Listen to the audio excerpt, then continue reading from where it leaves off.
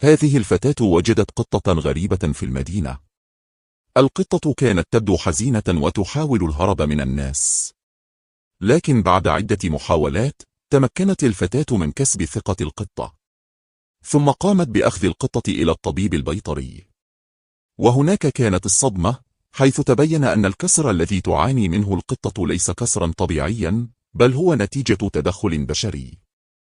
أي وحش قادر على فعل هذا لهذه القطة المسكينة؟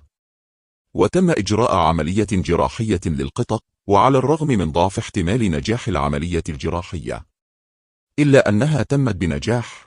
وبعد مضي 21 يوما بدأت القطة في تحريك كفيها ببطء، وكانت تتعافى تدريجيا.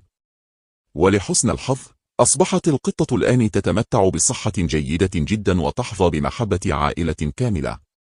وأتمنى أن تنسى هذه القطة ما مرت